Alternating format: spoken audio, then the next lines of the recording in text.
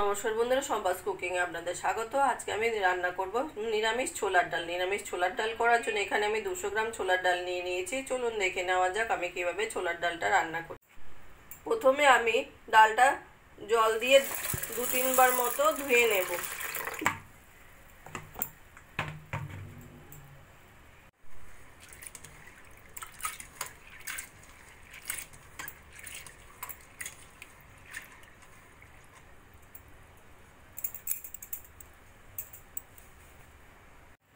ধুয়ে পরিষ্কার করে নেওয়া ডালটা আমি প্রেসার কুকারে দিয়ে দেব। প্রেসার কুকারে দিয়ে দেব আমি হাফ বাটি মতো জল। দিয়ে দেব সামান্য নুন আর হলুদ দিয়ে এবার আমি 3টে সিটি দিয়ে নেব। ডাল আমি 3টে সিটি দিয়ে নিয়েছি। এবার আমি একটু ডাল তুলে দেখে নেব। ডালগুলো সুন্দর সিদ্ধ হয়েছে, কিন্তু গোটা গোটাও আছে। এই রকমই ডালটা সিদ্ধ হলে খেতে ভালো লাগে। কড়াইয়ে তেল দিয়ে দিয়েছি, তেলটা গরম হয়ে গেছে। আমি ডালে পনির দেবো, সেই জন্য পনিরটা প্রথমে আমি একটু ভেজে নেব।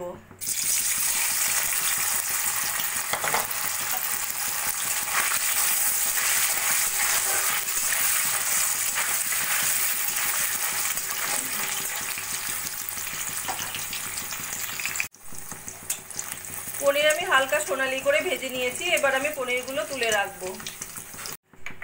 ওই তেলের মধ্যে দিয়ে দেবো জিরে, তেজপাতা, 2টো এলাচ, দারচিনি আর ফাটিয়ে নেওয়া 2টো শুকনো লঙ্কা।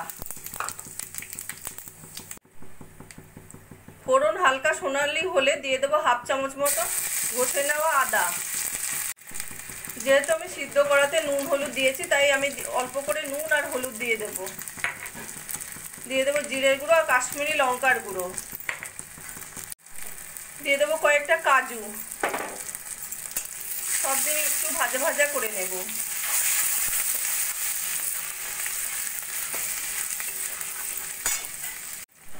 মশলাটা যাতে পুড়ে না যায় সেজন্য আমি দিয়ে দেবো অল্প করে জল। দিয়ে দেবো অর্ধেকটা টমেটো ছোট ছোট করে কেটে নেওয়া। দিয়ে দেবো কিছুটা কিশমিশ।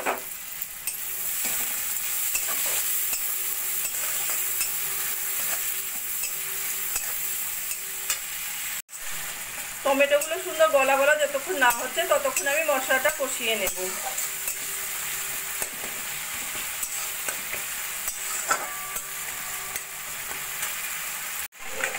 এবার দিয়ে দেবো আমি সিদ্ধ করা ডাল।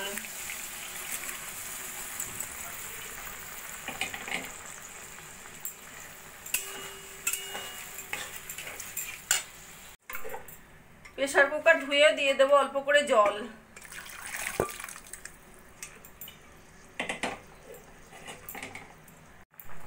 জল দিয়ে জলটা ফুটে উঠেছে। এবার দিয়ে দেবো ভেজে রাখা পনিরগুলো।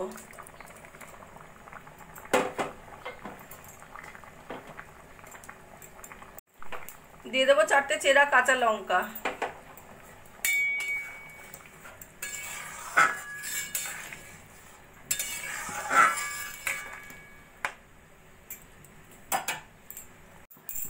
পনির দিয়ে আরো 5-7 মিনিট মতো লো ফ্লেমে রান্না করে নিয়েছি। এবার দিয়ে দেবো সামান্য চিনি। দিয়ে দেবো গরম মশলার গুঁড়ো আর অল্প করে ভাজা মশলার গুঁড়ো। সব দিয়ে ভালো করে মিশিয়ে নেব।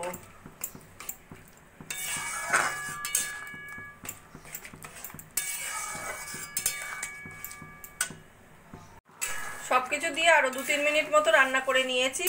এবার আমি গ্যাসটা বন্ধ করে দেব।